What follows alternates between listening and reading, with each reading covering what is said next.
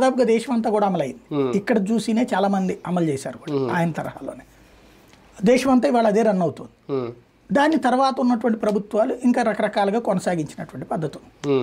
ఇప్పుడు దాంట్లో చెత్త పన్ను అనే కంటే కూడా ఒక రకంగా బాబు గారి టైంలో కూడా యూజర్ ఛార్జెస్ ఉండేది. అయితే అధికారికంగా కాకుండా అనధికారికంగా లంచాలు తీసుకునేవాళ్ళు.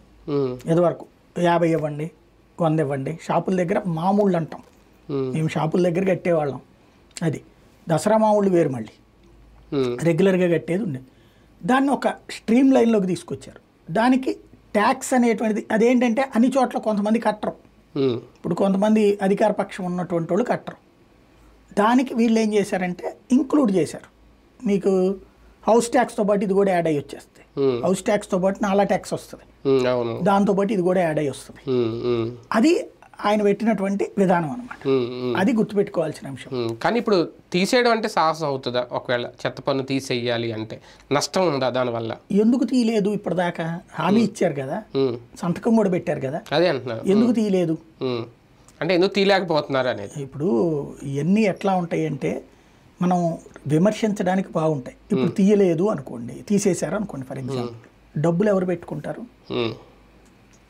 ఎలా పెట్టుకుంటారు?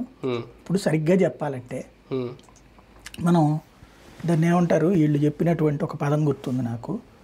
సంక్షేమ పథకాలు 15,000 రూపాయలు ఇస్తే ఎంత వస్తుంది? రోజుకి 5 రూపాయలు మీకు, అంతే కదా. వీళ్ళు అప్పుడు లెక్క చెప్పింది 3